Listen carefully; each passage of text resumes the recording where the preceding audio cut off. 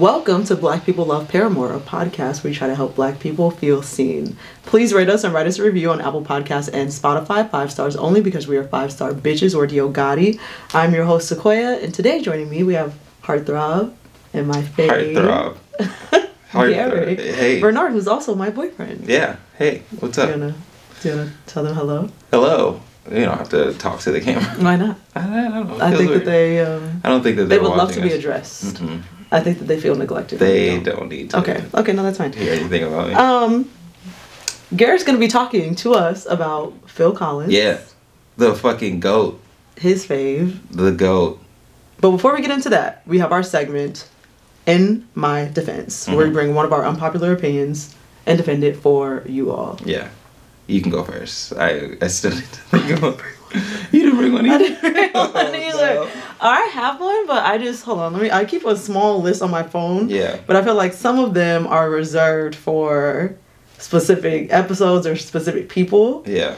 That I feel like would appreciate it. Okay. I have one that I feel like is a little better for it would have gone better at like 2018 or something. Okay. But the word melanin is so severely overused now. It's corny. It's like it's turned into just like a corny buzzword that means nothing. We were watching The Circle, and then they said hashtag melanin poppin' or some shit like that. They did, and it's just so like I get it. It is a beautiful thing to have. It is a beautiful thing to just up your blackness in any way, in any form and shape and time. Yeah, big up yourself. Big up yourself. All that. But like, dog, we are really crossing into corny self-love territory where it's just like every time I see melanin popping or like hashtag melanin goals or so on and so forth, I feel like there should be like an open sky behind it and like that written in cursive and it's on some auntie's page or whatever. It's turning into a millennial t-shirt slogan. Yes, absolutely. You remember older millennials really love a t-shirt. A novelty t-shirt. A novelty t-shirt with a slogan on it like Black Professional or whatever. Yeah. It's that now. It is because I just think that we get over things really fast. Yeah, I got over that shit a few years ago. And in general, and I think it really is kind of crazy that we continue to go down a path of like slogans and all of that stuff when we know that we don't like them anymore. Yeah, we do. Yeah. And it's really weird that people tend to shy away from honestly racial things or racial sayings and all of that stuff and saying that, oh no, this is our motto. We can't get tired of this. Right. Yes, we can.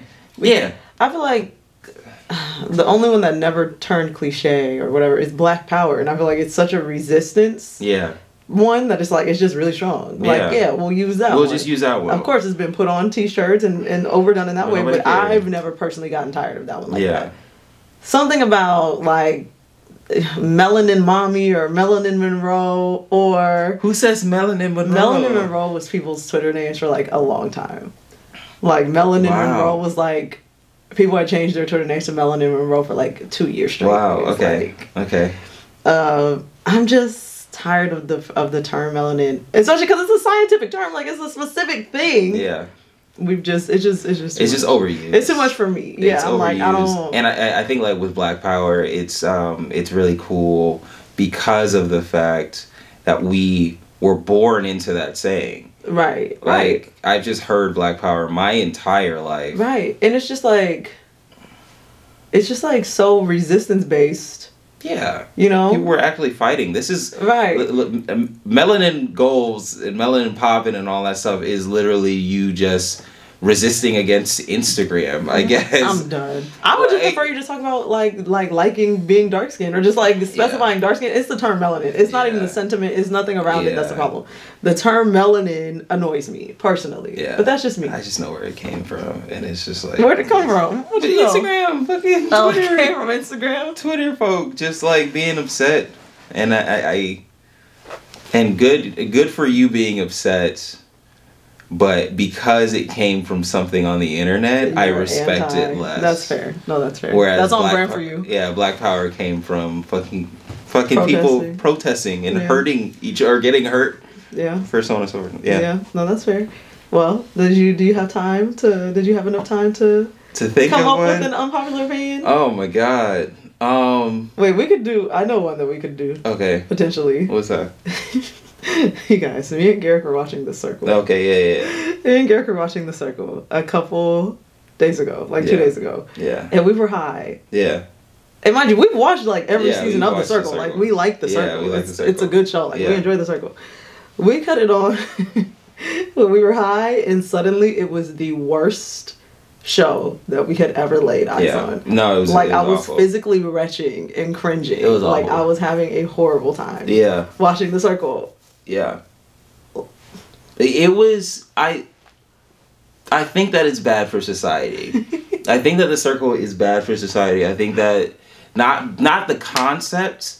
The concept is very smart and well thought out. Yeah. I think that the casting is bad for society. I said this when we were high, but so it might not make sense. I'm not sure. Yeah. But I fully believe that the way that they cast this show is they set up a news camera and they're reporting on the news, and then they're like, all right, who's the type of person that would jump in and say like, yo, my name Brandy, blah, blah, blah, and so on and so forth. And it's just like, all right, well, jump in front of a news camera types. Jump in front of a news camera types and like, you know, fucking riding the pussy types and all I'm done. Stuff. Enough. Yeah. It's like, you know, like when a reality show has been on for so long, people are now going on it for the clout and not for whatever the intention of the show is. Yeah. You know, like the first season was like more authentic and all that, but like whatever. But like they're not even what they're not even paying attention to what happens to the people who have been on The Circle. Right. Nobody's come out of The Circle popping at all. Nobody's come out and like had like crazy brand deals and all that stuff. I mean, maybe I don't really follow them like that. I'm sure like people who have won, maybe in that regard. They're on TikTok. I know. I see them on TikTok. They're on TikTok, and that's fantastic. Good for them. But yeah, I don't get it. I think that. And as somebody who has sat in one of those lines and like, or done one of those like pool casting things, as like, I was 19. Oh, what was you pool casting? I don't remember what the show was. I really don't remember. You don't remember what the show was. But it was truly just me and a bunch of other friends just being like, yeah, let's just chill and like sit there. Yeah, it was wild. And we just made fun of everybody that came in. Yeah. Naturally. Yeah, which is always great. Right, that's what y'all do. But yeah, like I get you being a young person and like seeing all of these things and seeing people come up from it, and I'm on, you know, launch a TikTok career off of it. But like choose a better show. Fair. You know what shows do well. You know what show you could do well on. What show would you choose? To be on? If you had to choose one reality show to launch an acting career. To try to launch and leverage into an acting career. Yeah. What reality Survivor. Survivor or Amazing Race. Or Big Brother. Not Big Brother. Not Big Brother. Not the ones where you are sitting there and just kind of doing nothing. Yeah. Essentially, where people are looking at your in-house habits. Yeah. I would rather the ones that are adventurous and weird and blah, blah, blah. Because it's just like, there's still much to be discovered. I've seen you kind of lounge around the house, so I know what you are when you lounge around the house. So, like, especially with you launching a TikTok career after it, it's like, yeah, sure. I already know like what you're about. Okay. Like if it's a circle, it's just like I literally, that's all I watch you do. Nothing. If it's, you know, Love is Blind, I'm just gonna, you know, look at your relationship and how you date. If it's like Love Island, it's just like, yeah, you can launch a modeling career off of that. You're attractive and slender or ripped or whatever. Slender. But Amazing Race and Survivor, those have been on for so fucking long. Mm-hmm. People have launched careers off of it. Is that right? Mike White, who did White Lotus, was on. Oh. That's crazy. He was on Survivor. Yeah. I think that he had already been on. He had already had a career before then. But I also know 2 or 3 other Survivor contestants. Yeah. Who are doing fine in their TV writing careers. Oh yeah, TV writing career. Yeah. Works too. Yeah, but like if you're trying to launch yourself off of like acting and all that stuff, it's like, okay, well, I've seen you in the mud. Mm-hmm. So now I want to see you cleaned up and like doing other things. Yeah, there's like a dissociation. That's fair. To it. Yeah. Moving on to Song of the Week. Yeah. I have a Song of the Week. Okay. Do you have a Song of the Week? Yeah. You do? Yeah. Okay, you go first. Jimmy Cooks. Jimmy Cooks is your Song of the Week this week. I know. So like I am fully late. Extremely late to liking this song a lot. Yeah.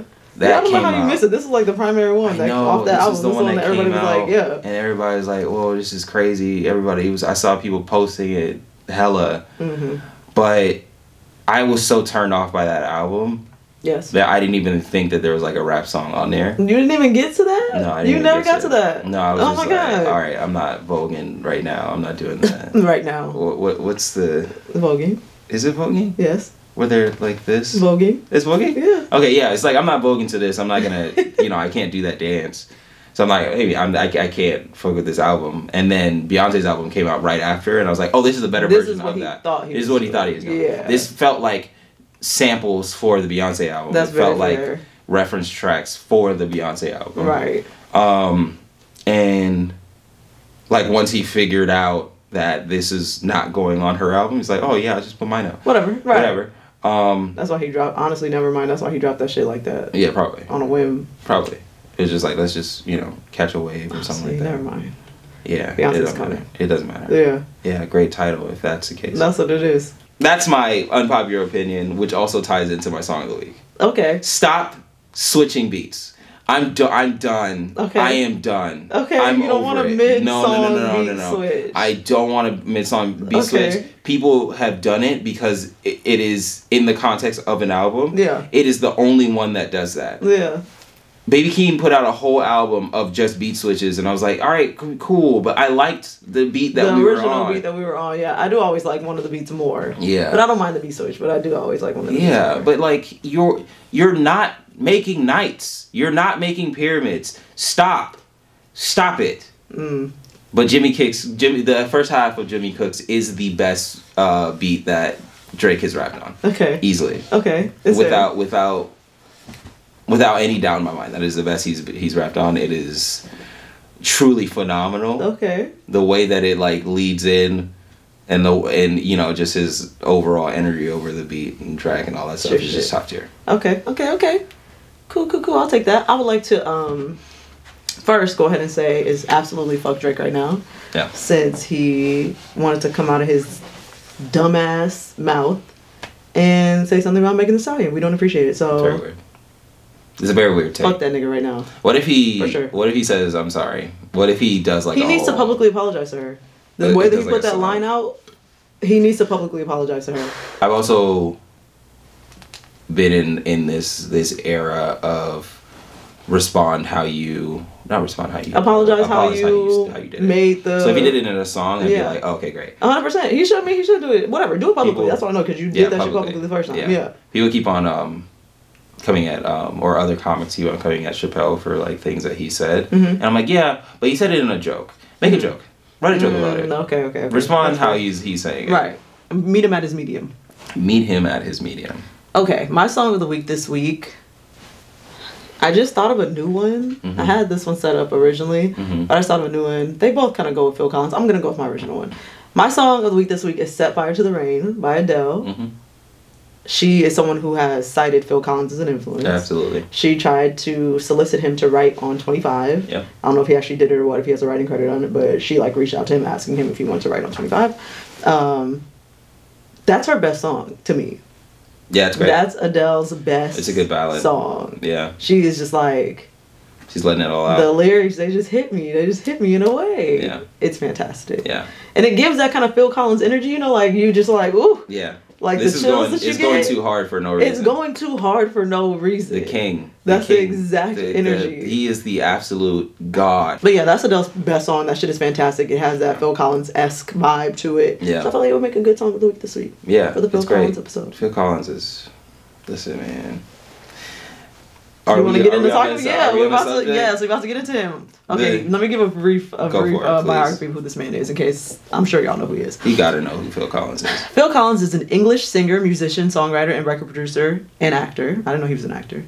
He was the drummer and lead singer of the rock band Genesis, and also has had a career as a solo performer. His achievements include huge songs like In the Air Tonight and his work on the Tarzan soundtrack with songs like You'll Be in My Heart.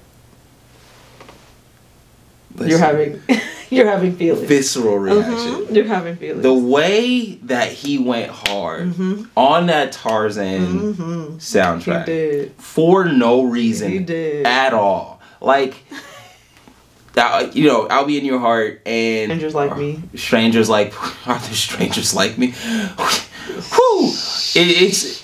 The way that movie, without that soundtrack, is pretty mid. Yes. It's not like a bad movie. Yeah. But it's just like a standard Disney track. Right. It's a standard Disney movie. Right. It's a standard like he injected cartoon. So much emotion into that fucking movie. He made the movie sad. He made like everybody when oh boy shot his mom, I was like, oh my god, this is crazy. Oh my god. Oh my god. Because it just you know that Phil Collins is going to see that and have so much pain in his... Like, I feel like he was watching the movie and he was like, I got it, man. And he's like, you see him crying. Yeah. And you see, you know that he's feeling the feels. Yep. And the whole time that he's making this album, he is fully, like, in it. He's feeling all the highs and lows of Tarzan, of Rosie O'Donnell's character. Yeah, I don't think that movie would have worked as well without him. Certainly not. Certainly not. And he won the Grammy. He did? I think he won the Grammy for that soundtrack. Or the Oscar for that soundtrack. Probably the Oscar. Yeah. Was Tarzan your introduction to Phil Collins? Or no, I've heard I've heard Genesis songs before. Okay. And then from Rock Band. Yes. But I've heard Genesis songs before that because my brother would always play like Phil Collins stuff in general. What was the other one that he had? Is it In the Air Tonight? Yeah, In the Air Tonight. That's the main one. Okay. That's the top one. Yeah. And just my family would like put on Phil Collins every now and again because it's just like it's Phil Collins. It's Phil Collins. Did you see? He's also Emily in Paris' father. I know, Lily Collins' dad. So weird. We're not even gonna get into the Nepo baby conversation because that's just been dominating Twitter and the internet lately. Did you see the viral video of those YouTuber twins? Oh, listening to Tim and Fred Williams. Their YouTube channel is called. Did he do? What was it? I Can Feel It Coming? Yeah. In the air. Oh, that's In the Air Tonight. In the Air Tonight. Okay, I'm an idiot. That song is phenomenal. Yes. That song, it's truly like, I don't know how many people of this generation just sit down and listen to it, but I mean, you should definitely watch that video. Yes. Of those kids listening to it for the first time. Yes. Because when you sit down and fully feel the air tonight. When the air tonight hits. Envelops you. This is a song where there is 2 minutes, I feel like, up top of nothing. Yes. It's 2 minutes of just like mellow. Yeah. Instrumental. Yeah. Just single vocal. Yeah. Like whatever. Yeah. And you're like, oh, this is a nice song. Like when you're listening to it, you're like, you don't really realize it's building to anything. Yeah. You're just like, okay, that's because it's been going on for 2 minutes. Yeah. And then the beat drops and you're like, oh. Literally, they were. They were like. Yeah. Their YouTube channel is called Twins the New Trend. If y'all want to go watch that video. It has like 9.9 million views. Came out 2 years ago. Great. Went viral on the internet. Fantastic. Because black people know that we love that. They're like, yes. Yeah. Yes. Yeah. Show them boys listen to that for the first time because it's fantastic. They're also really young. They're like, nah, they're not. Because black people will react to effort. And of course. And if you're trying to a degree where you feel like where the audience or black people being the audience feel like they can't reach because black people are just a talented group in general. That's fair. Yeah. So if I wouldn't have taken it there. Yeah. I wouldn't have done 2 minutes up top. Right. I wouldn't have gone so hard on a Tarzan soundtrack. I wouldn't have done a fucking drum fill in the middle. Yeah. Yeah, it's just like it's incredible. It's incredible. So of course everybody would react to it because like I'm not as talented as this man, and I kind of have to just like let my hands go and like listen to this track. Very fair. Listen to this track, bitch. According to encyclopedia.com, growing up in Great Britain, Collins was naturally influenced by such groups as the Beatles and The Who, but he was equally fascinated by Motown music of the Supremes, the Four Tops, and the Temptations. Of course. When he began making his own music, he incorporated the Black American rhythm and blues and soul sounds, modifying them to fit the circumstances of his white middle-class background. Yeah. That's kind so of he knows himself. He knows he's trying to tap into. He know what he's doing. He knows what he's doing. He knew. He knows what he knows. He knows what he's going for. And one thing that you can always appreciate is somebody with intention, with intent, and a singular focus on what they want to do and like their sound, because that shit is fantastic. Motown. And what I always appreciate about British music now is that they've looked at American music, or they've looked at jazz and whatnot, and then they see Americans moving past it sonically, and they're like, "Oh, get out the way." It's like, leave. Right. It's like, yo. yo. They're like, okay, "We'll take it." Great. Fantastic. All right, move. Because this is, I think, Britain in general believes that jazz is the only good thing to come out of America, and that era of music, that Motown era, that blah blah blah. Because like even if you listen to Adele and I mean Jessie J is also British, Amy Winehouse, all of them are just stuck in that style, and then it's so weird because they come over to America and then they sweep the Grammys, and people are like, why are they so successful? It's because they're so great at what they're. It's like, no, it's because we moved past something. Something special. Yep. And the fact that we're we kind of left it by the wayside, it is unfortunate. But it is also very nice because you'll see like a bunch of English people coming forth and being like, oh, I'm gonna sing this style, and you get to have nostalgia. Georgia Smith, your fave? I don't think that she's great. Don't do that to me. I don't think she's good. I like Georgia. Personally. So what is your favorite Phil Collins song? Probably In the Air Tonight. It's probably the most famous one. Of course. It's just great. Of course. Yeah. I think mine is You'll Be in My Heart. Yeah. Just because. From the Tarzan. Because from the Tarzan soundtrack. It's just so. It's just gripping. Beautiful. It's gripping. Yeah. That's what it is. And you also it doesn't bring you back to the movie, which is crazy. No, it's just like it's just a beautiful song. Yeah.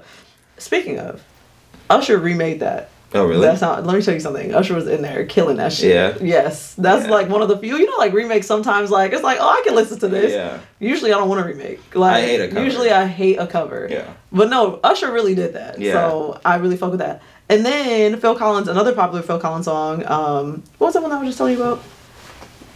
Let me look at it one more time. You Can't Hurry Love. Oh, yeah. Sister. Yeah. Yeah. Do you remember that? Yeah, of course. You saw that? You watched Sister? What? Yeah. That's crazy. That's what I remember it from. Yes, 100%. Weirdly. Right. It's from Sister. Yeah. They did that little performance. Yeah. I think Roger was part of the performance or something, and the two of them were in the background doing this shit. Yeah. I love that. Yeah. The black people was really fucking with Phil Collins even then. Usher was trying to remake the shit. T and Tamara was out here trying to remake the shit. Get to it. They knew the deal. They knew the deal. He knew the deal. They knew the deal. It's synergy. It's a synergistic relationship. I think so. Synergistic is not a word, but it is today. Synchronistic. Yeah. Synergistic. Synergistic and synchronistic. It's all that. Yeah. Yeah. Phil.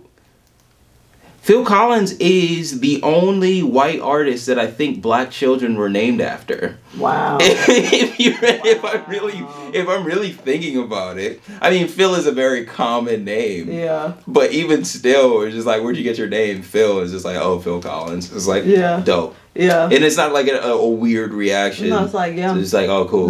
Yeah, That's what's up. That's nice. Good for you. I just wanted to point out that Phil Collins has been name dropped on a plethora of rappers' music. Yeah. Because again, the synergy of it all. Oh my God. A musician name dropping musicians. That's the whole vibe. Niggas been fucking with Phil Collins is the whole point. He's been name dropped by Joe Budden. Oh my God. I know everybody loves Joe Budden. That's sarcasm. Yeah. I don't like that man. Yeah, of course not. Cameron, Tupac, JID, and Lil Yachty, and Juicy J. Yeah. And others. A lot of others. Yeah. But it's always so funny because Phil Collins probably knows about all of these name drops. Yes, certainly. He probably is just like, he'll have his daughter, Lily, Lily Collins, right. come forth and be like, hey, did you know that this rapper talked about you? And he's just like, yeah. Pharrell named Phil Collins one of his biggest influences. Oh, yeah, absolutely. Absolutely. Because, correct me if I'm wrong, Phil Collins, I know he plays piano, but I do believe that he fully, composes and, masters all of it, or, engineers all of his stuff. I know he plays piano on the drums. I know he plays the drums, He learned piano. Yeah. If that makes sense. Right. Yeah. Where it's just, his first solo album, it was, just him. Kind of like how Oh Boy did on the Foo Fighters album. Yes, Dave Grohl. Dave Grohl. Yes. Yeah, his first, literally that first album is just him going back and forth between the different instruments. Wow, I didn't know that. Crazy. The first Foo Fighters album? Yeah. Oh, I had no idea. Yeah. And then he had a band that was behind him. Come on, when Dave. He went live. We love a Dave. Yeah. Yeah. That's all I had about Phil Collins. Did you want to talk about you have anything else about your page? I don't have much else about Phil. Just that he is a phenomenal human being, and I think that I'll name a plant after him or something like that. And your favorite show is Emily in Paris. It's not. It's really not. That's Lily Collins, right? That is Lily Collins. Yeah. That show is awful. But you don't like it? No, I do not. I actually actively hated the fuck out of that show. Yeah. It wasn't even a fun hate watch. I love a teen, early 20s coming of age thing like that. That seems like something I would like. Absolutely abhor. It just wasn't. Every second. And I think it was because of the doe-eyed, I can do anything in this place, and I all I needed was a little bit of gumption. Right. That's not how. Of course, it's for entertainment purposes. It's not how the world works. All that stuff. Blah blah blah. It's fair, but we also watched it during a pandemic, and it was just not the best time to watch that. Nah, that shit did not hit. Shit did not hit at all. But anyways, thank you for coming on my show. Of course. You want to tell them where they can find you? If you want. You don't have to find me. Y'all can find him via my Instagram or anything of that sort. And for me, you can find me at BPLPpod across all social media platforms. You can email me at blackpeopleloveparamore@gmail.com. Hate mail, love, suggestions, all of that type of stuff. And that's it. Bye, y'all. Bye.